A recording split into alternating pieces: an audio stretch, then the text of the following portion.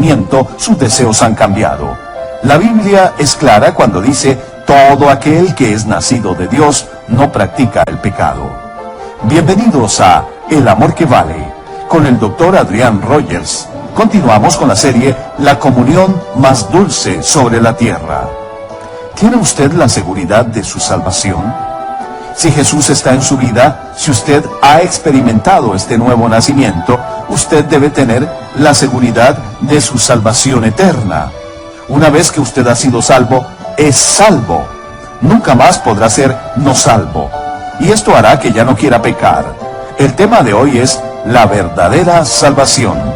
El Dr. Adrián Rogers, en la voz de Lenín de Llanón. Amigas y amigos, es muy grato el darles la bienvenida a El Amor que Vale. Por favor, busquen en sus Biblias la primera epístola de Juan, capítulo 3. Hoy deseo hablarles acerca del tema la verdadera salvación. Ustedes saben que el diablo es un gran falsificador y que él les llevará al infierno, ya sea desde las bancas de una iglesia o desde los antros del pecado. De hecho, yo creo que él prefiere que usted tenga algún tipo de religión, pero no una verdadera y genuina salvación. También creo que la maldición de este siglo es que tenemos muchas iglesias llenas con paganos bautizados. Iglesias llenas de gente vacía. Personas que en realidad nunca han sido salvas. Tienen cultura, pero no tienen el Calvario. Tienen rituales, pero no tienen realidades. Tienen forma, pero no tienen fuerza. Tienen religión, pero carecen de rectitud. Y de estas cosas estaremos hablando hoy, de la verdadera salvación. Y será una llamada de atención a todos los que me escuchan, para que no sean engañados por el falsificador y sus demonios. Primera de Juan, capítulo 3, empezando en el versículo 4. Dice así la palabra de Dios. Todo aquel que comete pecado, infringe también la ley, pues el pecado es infracción de la ley. Y sabéis que Él, o sea Jesús, apareció para quitar nuestros pecados, y no hay pecado en Él, o sea, en Jesús. Todo aquel que permanece en Él no peca. Todo aquel que peca no le ha visto, ni le ha conocido. Hijitos, nadie os engañe. Subraye eso, por favor. Nadie os engañe. El que hace justicia es justo, como Él, Jesús, es justo.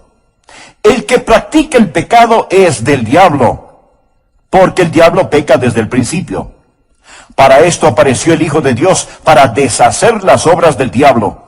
Todo aquel que es nacido de Dios no practica el pecado, porque la simiente de Dios permanece en él y no puede pecar, porque es nacido de Dios. Muchas personas son engañadas porque tienen un enorme malentendido de lo que es la verdadera salvación. Así que tomaremos este pasaje de las Escrituras y lo dividiremos en 3 secciones. Veremos en primer lugar la rebelión. Primero, la rebelión que prueba nuestra pecaminosidad. Usted sabe que algunas veces vamos a las iglesias, nos sentamos, estamos bien vestidos y con una gran sonrisa en nuestro rostro. Pero Dios está mirando adentro en nuestro corazón y ahí Dios lo que ve es rebelión. Primera de Juan 3:4. Todo aquel que comete pecado infringe también la ley. Hay muchas definiciones de pecado en la Biblia. Aquí tal vez es la más clara y mejor. Todo aquel que comete pecado infringe también la ley. Pecado es romper las leyes de Dios. En Romanos 14:23 leemos, todo lo que no proviene de fe es pecado. Esta es una buena definición de pecado. Santiago 4:17 dice, Y al que sabe hacer lo bueno y no lo hace, le es pecado. Luego en 1 de Juan 5:17 se nos aclara que toda injusticia es pecado. Todas estas son definiciones de pecado, pero la más clara y concisa dice que pecado es la transgresión de la ley. En palabras más simples, bien podríamos decir, pecado es desobediencia. Verá, Dios lo hizo todo, Dios creó todo el universo y Dios puso en ese universo leyes físicas y morales. Y todo el universo trabaja de acuerdo a las leyes fijas de Dios. ¿Por qué las leyes de Dios? Porque Él quiere mantener todo en orden. Usamos mucho la frase ley y orden, porque sin ley no hay orden, y sin ley, en vez de tener un cosmos, lo que habría es un caos.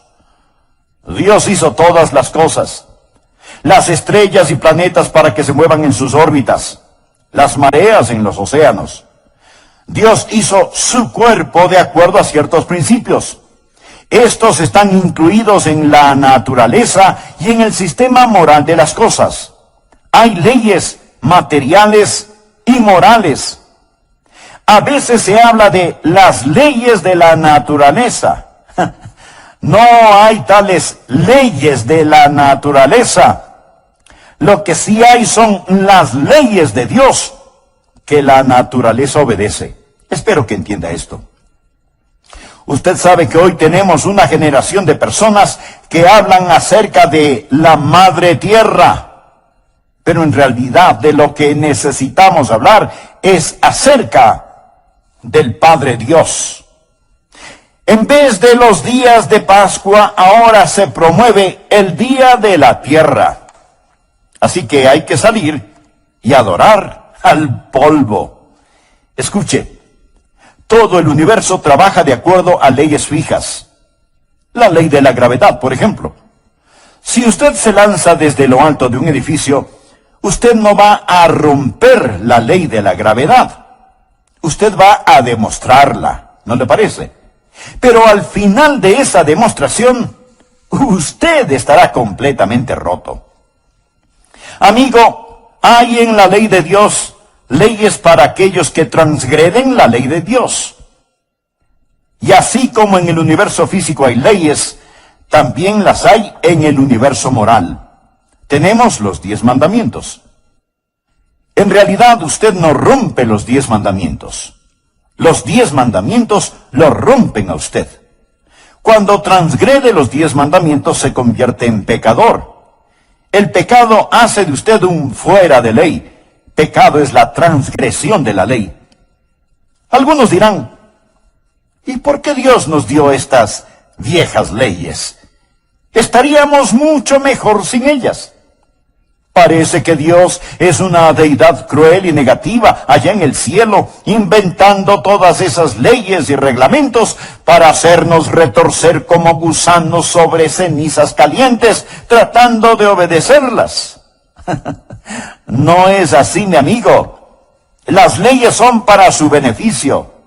Si no existiera la ley de la gravedad, alguien tendría que estar constantemente alándonos del techo. Las leyes morales de Dios son para nuestro beneficio. Cada vez que Dios dice, no lo hagas, es para que no nos hagamos daño nosotros mismos. Cada vez que Dios dice, hazlo, es para que seamos felices. Recuerde que Dios no necesita nada. Él lo tiene todo. Dios hizo las leyes para nosotros. Pero el pecado es la transgresión de la ley. Y cuando pecamos, no solo que rompemos sus leyes, sino que también rompemos su corazón. Porque Dios nos ama. Ahora, en cada uno de nosotros hay un espíritu ilícito, ilegal. Algunas veces podemos esconderlo.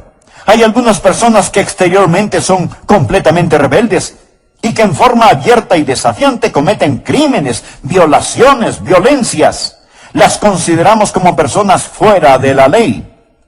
Pero todos estamos fuera de la ley, porque la Biblia dice que el pecado es la transgresión de la ley y que todos hemos pecado.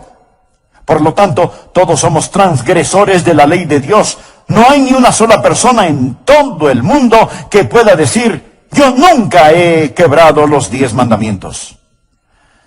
Algunas veces somos muy presumidos y sofisticados en nuestra manera de vivir y pensamos que nuestros pecados no son tan pecados. Pero a los ojos de Dios, el pecado es pecado. Pudiera ser que no tengan las mismas repercusiones, pero pecado es pecado. Pecado es la transgresión de la ley.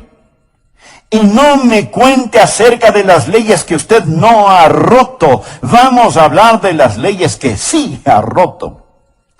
Como sociedad, hemos tratado de hacer casi todo acerca de la desobediencia y la rebelión que existe en el mundo. Lo hemos tratado con la educación. ¿Piensa que podemos cambiar el corazón del hombre por medio de la educación? Recuerde, la Alemania nazi fue una nación muy educada. Alguien dijo que si usted toma a un hombre ignorante que está robando una sandía de un carro y lo educa, más tarde él se robará la sandía y también el carro. Se convertirá en un diablo astuto. La educación no es la respuesta. Hemos tratado la psicología pensando que tal vez si entrenamos o psicoanalizamos a las personas sería la solución. Pero aún estamos inundados de desobediencia y de rebelión. Hemos tratado con la legislatura, con la fuerza policial, con las prisiones. Y las prisiones se han vuelto una ciénaga de descontento y odio, donde crece más y más el virus del crimen. Y cuando los presos salen de la prisión, retornan a sus actividades criminales, porque el problema está en el corazón del hombre. Y aunque usted pueda someter a un hombre exteriormente, él seguirá siendo un rebelde en su corazón. Una madre tenía un hijo que no le obedecía. Así que para disciplinarlo, le dijo que se metiera en el armario o closet por un rato. Llorando y protestando, él se metió en el armario del cuarto de su mamá. Después de varios minutos, todo estuvo en silencio y la mamá se preocupó. Así que fue hasta su cuarto, se acercó al armario y preguntó: Juanito, ¿qué estás haciendo? Y Juanito le contestó: estoy escupiendo en tus zapatos, en tu ropa, en tus sombreros, y seguiré escupiendo en todo lo que es tuyo. Desobediencia, rebeldía en el corazón. Tal parece que lo que necesitamos hacer es quitar a la policía de las calles y ponerla en el corazón. Espero que usted vea que la rebelión prueba nuestra pecaminosidad. Todo aquel que comete pecado infringe también la ley. El pecado es infracción de la ley. Algunos de ustedes seguramente estarán pensando que sus pecados no son tan grandes. O tal vez piense que usted no peca demasiado. Permítame hacer unas pocas preguntas. ¿Cuántos de ustedes alguna vez se han apoderado de algo que no les pertenecía? Ya sea unas monedas de la alcancía de su mamá o un juguete que estaba en el patio del vecino. ¿Alguna vez en el colegio copió las respuestas del examen del trabajo de otro compañero? Así que, vamos, conteste honestamente. ¿Cuántos de ustedes se han apoderado alguna vez de algo que no les pertenecía? ¿Cuántos de ustedes han dicho alguna mentira una vez? Que haya sido una mentira blanca o a colores no hace la diferencia. ¿Cuántos? ¿Cómo? Ninguno. Vaya, tengo una audiencia de ladronzuelos y mentirosos. Esto es cómico porque todos, absolutamente todos nosotros, alguna vez nos habremos apoderado de algo que no nos pertenecía. Y seguramente hemos dicho mentiras grandes o pequeñas, blancas o de color. más de una vez en la vida. Amigo, ¿se ha dado cuenta que lo que hacemos no es el problema? El problema radica en lo que somos. Un hombre no es mentiroso porque miente, miente porque es mentiroso. Un hombre no es ladrón porque roba, roba porque es ladrón. El problema está en el corazón humano porque, como lo dijo el profeta Jeremías, engañoso es el corazón más que todas las cosas y perverso. El pecado es la transgresión de la ley de Dios y nuestras rebeliones prueban nuestra pecaminosidad. Segundo, deseo que vea la justicia que proclama nuestra condición de hijos de Dios. En 1 de Juan 3:2 leemos: amados, ahora somos hijos de Dios, y aún no se ha manifestado lo que hemos de ser. Ahora miremos a la justicia que proclama nuestra condición de hijos. Y sabéis que Él apareció para quitar nuestros pecados, y no hay pecado en Él. Todo aquel que permanece en Él no peca. Ahora, si estamos en Cristo, somos salvos. Y la Biblia dice que no vamos a pecar. Tenemos a muchas personas que dicen que son salvas, que van rumbo al cielo, pero no se ve ningún cambio en la manera en que viven, ni uno solo. Esa es la razón por la que yo los llamo paganos bautizados. No hay cambio. Escúcheme.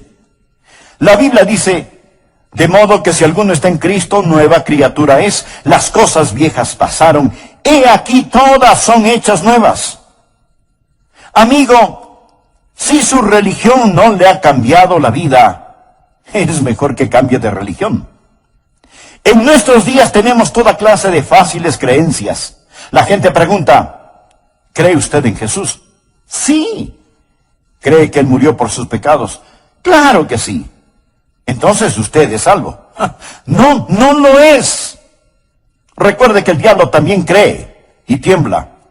Usted es salvo cuando se arrodilla delante de Jesucristo, cuando hace de Jesucristo el Señor de su vida. Sí, ese es un acto de fe, ese es un cambio. Y si su religión no cambia su vida, no tiene nada de lo que la Biblia habla. Quiero dejar muy en claro lo siguiente: usted no se salva reformando su vida. Nuestro Señor nunca nos dijo que debemos limpiarnos y que entonces Él nos salvaría. Es al revés.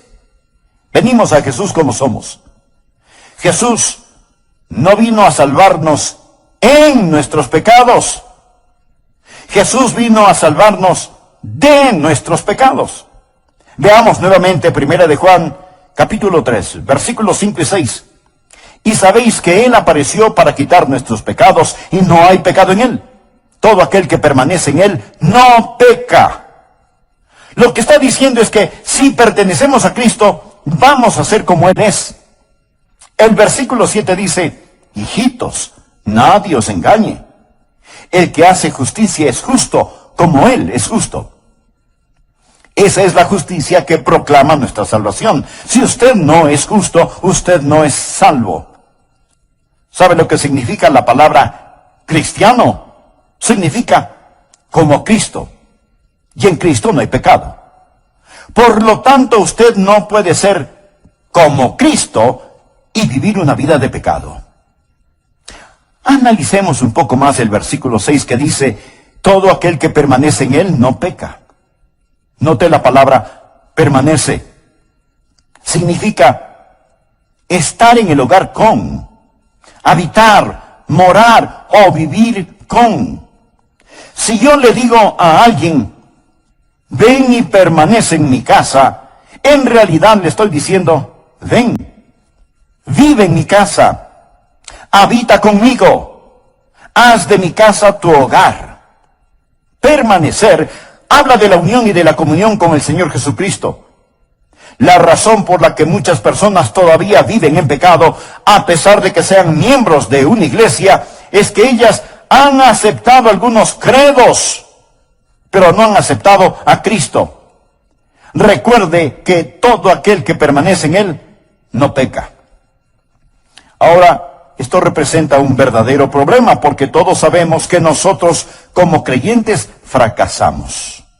Por favor, présteme mucha atención. La Biblia dice, todo aquel que permanece en él no peca. Aquí no está hablando de una perfección sin pecado. No hay nadie sin pecado y perfecto, excepto Jesús. Si en la Biblia usted estudia la vida de los santos, descubrirá que ellos pecaron. Por ejemplo, sabrá que Abraham mintió acerca de su esposa, que Moisés perdió su temperamento, que Pedro negó al Señor, que David adulteró. Los santos del Antiguo y Nuevo Testamentos pecaron y la Biblia muestra sus faltas y fracasos. Sin embargo, aquí en esta epístola de Juan nos dice, todo aquel que permanece en él no peca. No quiero parecer demasiado técnico, pero escúcheme atentamente. En el idioma griego, esto gramaticalmente está en el tiempo presente continuo. ¿Qué significa esto? Significa simplemente que si usted es un creyente, usted no hace del pecado su estilo de vida. Otra traducción de este versículo dice, cuando un hombre habita en él, esto es en Jesús, no practica el pecado. Otra traducción dice, no tiene un estilo de vida pecaminoso. Y aún otra traducción lo explica de la siguiente manera. Présteme mucha atención. La Biblia dice, todo aquel que permanece en él no peca. Aquí no está hablando de una perfección sin pecado. No hay nadie sin pecado y perfecto, excepto Jesús. Si en la Biblia usted estudia la vida de los santos, descubrirá que ellos pecaron. Por ejemplo, sabrá que Abraham mintió acerca de su esposa, que Moisés perdió su temperamento, que Pedro negó al Señor, que David adulteró. Los santos del Antiguo y Nuevo Testamentos pecaron y la Biblia muestra sus faltas y fracasos. Sin embargo, aquí en esta epístola de Juan nos dice, todo aquel que permanece en él no peca. No quiero parecer demasiado técnico, pero escúcheme atentamente. En el idioma griego, esto gramaticalmente está en el tiempo presente continuo. ¿Qué significa esto? Significa simplemente que si usted es un creyente, usted no hace del pecado su estilo de vida. Otra traducción de este versículo dice, cuando un hombre habita en él, esto es en Jesús, no practica el pecado. Otra traducción dice, no tiene un estilo de vida pecaminoso. Y aún otra traducción lo explica de la siguiente manera.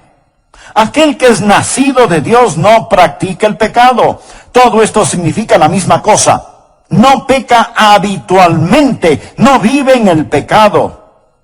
No quiere decir que uno no pueda tropezar y caer. No quiere decir que uno no puede cometer algunos errores, porque si así fuera, Juan estaría en contradicción, porque él también escribió, si decimos que no hemos pecado, le hacemos a él mentiroso. ¿Se contradice Juan? De ninguna manera. Lo que él está diciendo es que cuando usted entrega su corazón al Señor Jesucristo, hay un cambio radical y dramático. Y ahora, porque usted es salvo, porque tiene la naturaleza de Dios en usted, la vida cambia y no practicará el pecado en forma habitual. Aclaremos esto un poco más. Primera de Juan 2:1 dice, hijitos míos, estas cosas os escribo para que no pequéis. Pero ahora ponga atención a lo que sigue. Y si alguno hubiere pecado, abogado tenemos para con el Padre, a Jesucristo el justo. El deseo de Dios para nosotros es que no pequemos. Pero si por alguna circunstancia caemos, allí está Jesucristo, nuestro abogado. Tenemos a alguien que va a interceder por nosotros en el cielo. Sigamos leyendo los versículos 3 y 4. Y en esto sabemos que nosotros le conocemos, si guardamos sus mandamientos. El que dice, yo le conozco, y no guarda sus mandamientos, el tal es mentiroso, y la verdad no está en él. Da la impresión de que Juan hubiera estado en una reunión de testimonios, y escuchó a alguien decir, yo conozco a Jesús. Y Juan tuvo que decirle, mentiroso. Yo conozco tu estilo de vida. Tú no conoces a Jesús porque no guardas sus mandamientos. La palabra guardar es una palabra usada en la navegación marítima. Los marineros la usan. En aquellos lejanos días no existía el radar, ni los satélites de posición global, ni esas cosas que la moderna tecnología ofrece para saber en dónde están los barcos cuando cruzan los océanos. Los marineros de entonces se guiaban por las estrellas, y las estrellas están fijas en el cielo, como las leyes de Dios son fijas. Así que los marineros miraban a las estrellas y se guiaban por ellas. ¿Y sabe cómo se referían a esto de guiarse por las estrellas? Guardar las estrellas. Guardar las estrellas. O sea, este es el curso que voy a mantener. La Biblia dice que si conocemos a Jesús, guardaremos sus mandamientos. Vamos a ser guiados, por así decirlo, por las estrellas de Dios. Vamos a guardar su palabra.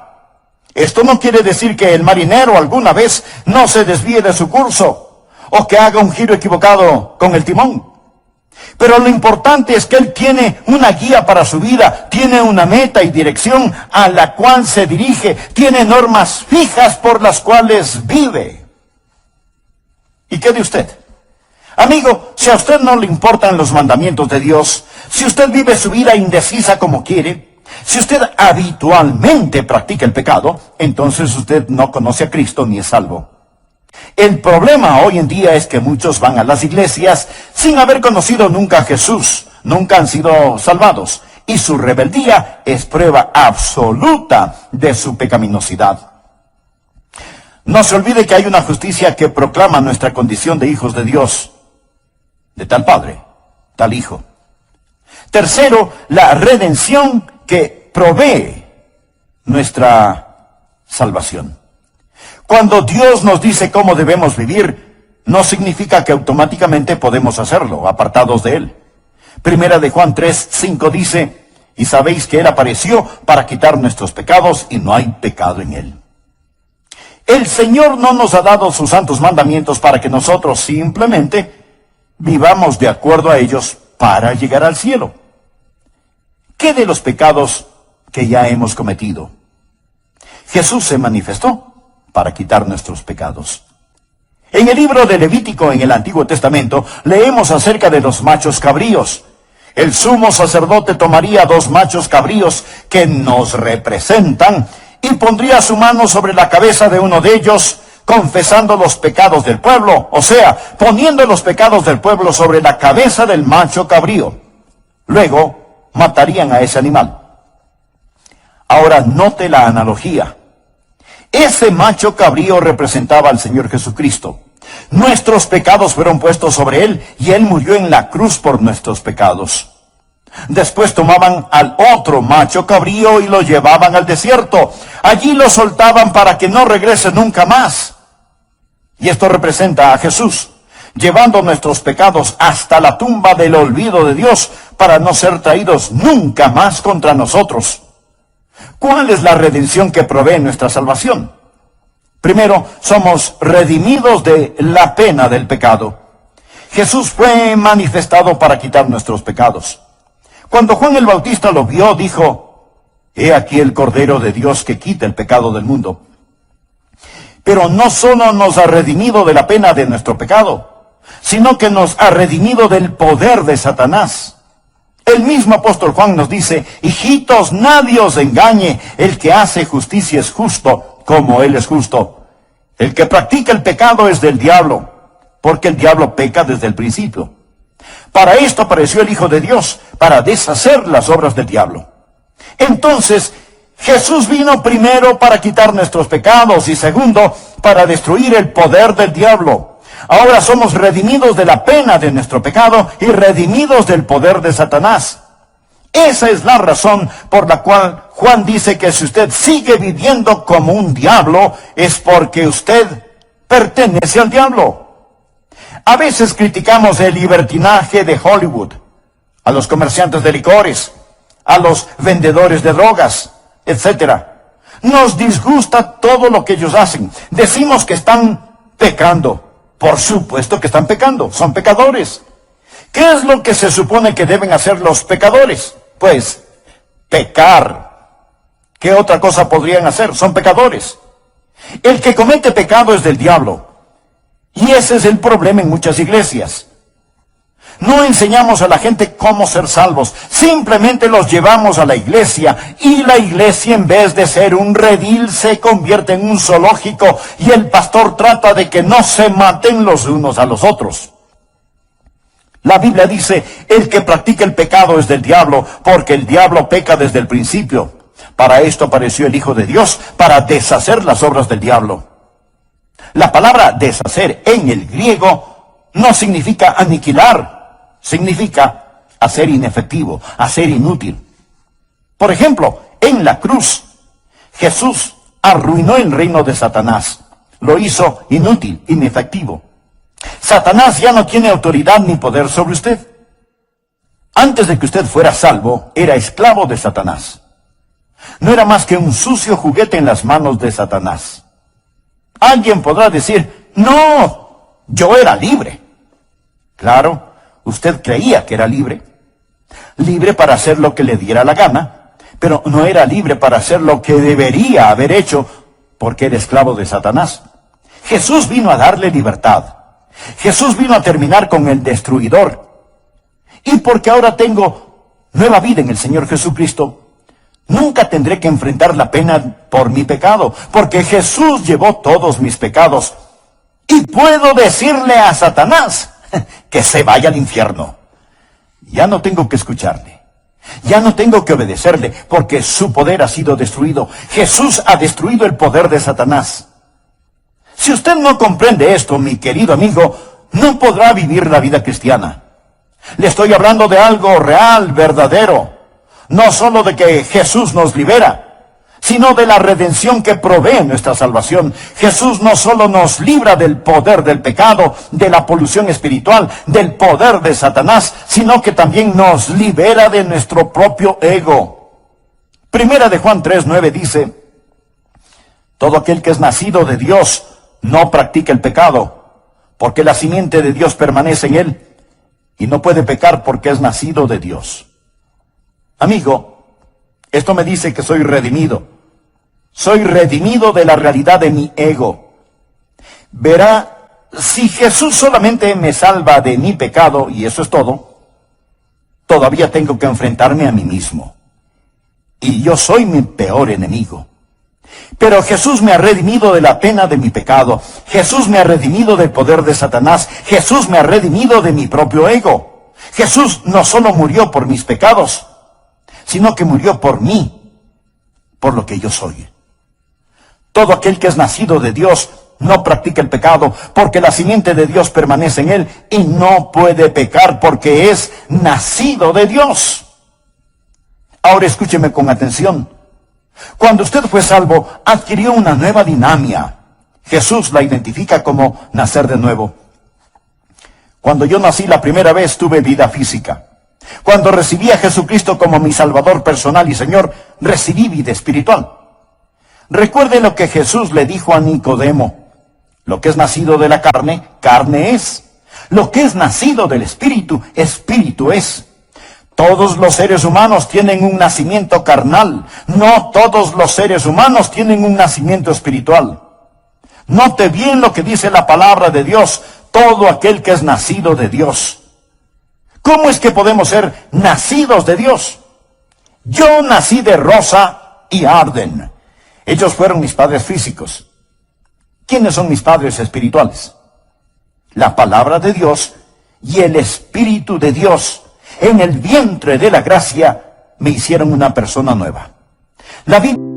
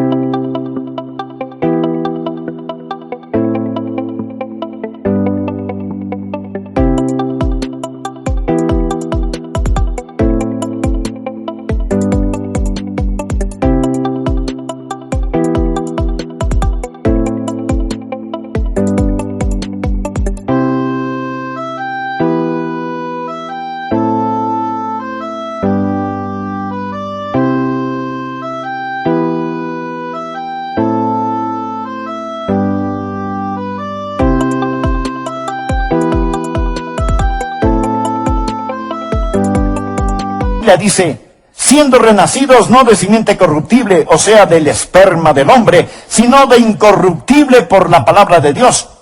Así, la Biblia es mi Padre espiritual. Y usted no puede separar el Dios de esa palabra de la palabra de ese Dios. Ahí nací.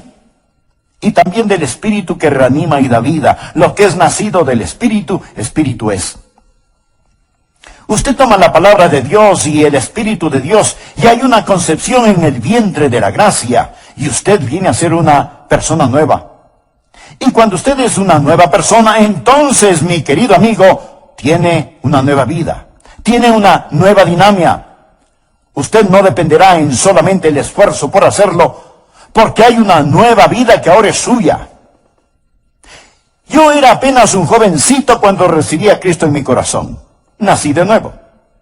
Tuve una nueva dinámica, y porque tuve ese nuevo nacimiento y dinámica, tuve nuevos deseos. Mire la segunda parte del versículo 9. Todo aquel que es nacido de Dios no practica el pecado. ¿Por qué? Porque la simiente de Dios permanece en él.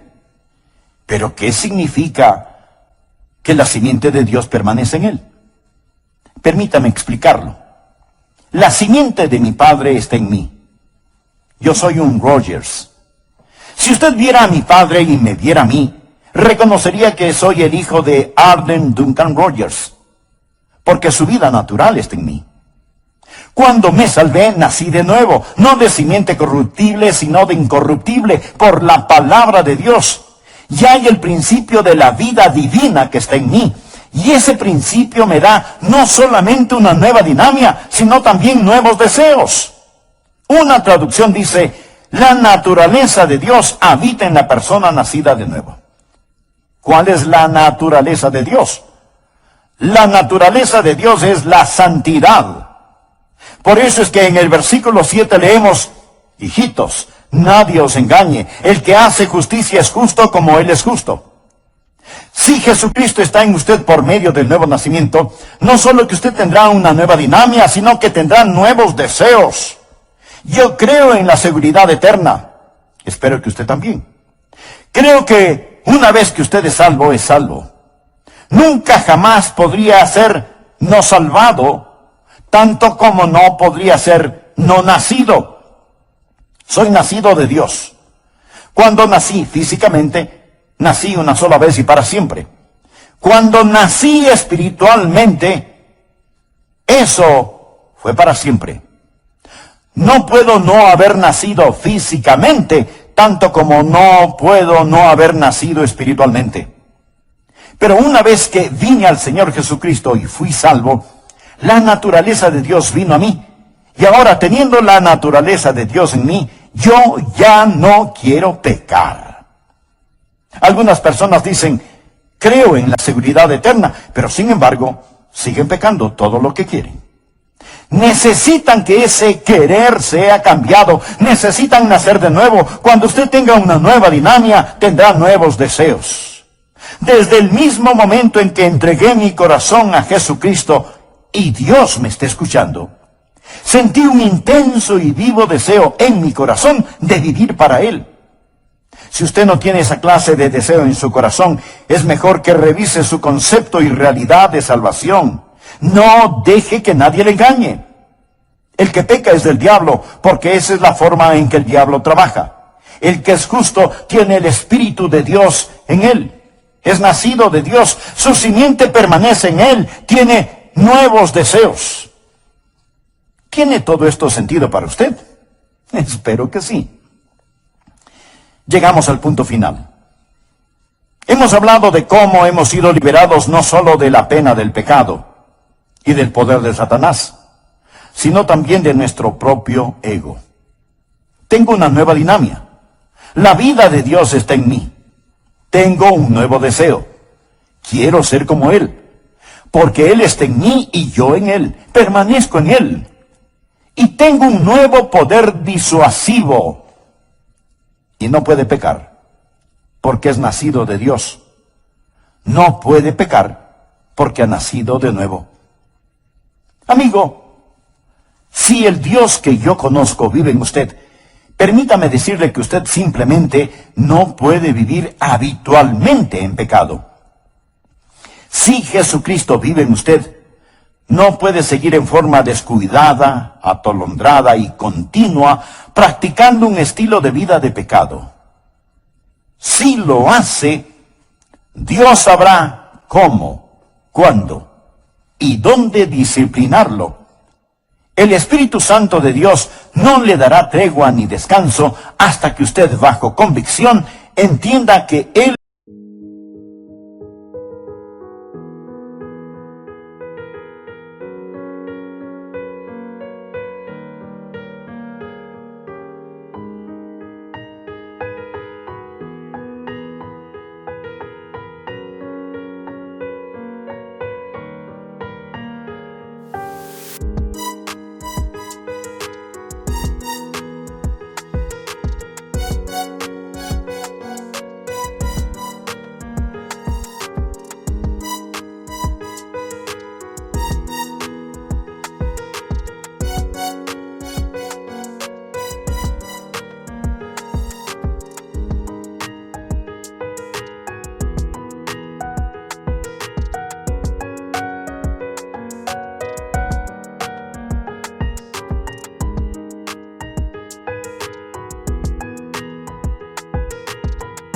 le quiere liberar no solo de la pena del pecado y del poder de Satanás, sino también de su propio ego.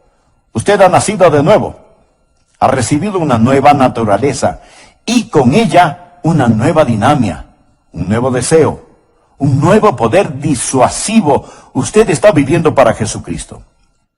No voy a preguntar a qué iglesia o denominación pertenece usted, pero sí deseo hacerle una importante pregunta. ¿Conoce usted al Señor Jesucristo? Recuerde que hay una rebelión que prueba nuestra pecaminosidad, que el pecado es la transgresión de la ley de Dios, que hay una justicia que proclama nuestra condición de hijos de Dios. Esta es la forma en que sabemos que hemos sido salvos. Hay la redención que provee salvación y nos redime de la pena del pecado, del poder de Satanás y de nuestro propio ego. El apóstol Pablo les escribió a los hermanos de Corinto lo siguiente: examinaos a vosotros mismos si estáis en la fe. ¿Es usted salvo? Si este fuera su último momento sobre la tierra, ¿tiene la absoluta seguridad de que se iría al cielo? Si usted no tiene esa seguridad de salvación, le invito a que ore conmigo esta sencilla oración. Querido Dios, he quebrantado tus leyes. Soy un pecador y mi pecado merece tu castigo, pero imploro tu misericordia. Necesito ser redimido de la penalidad de mi pecado.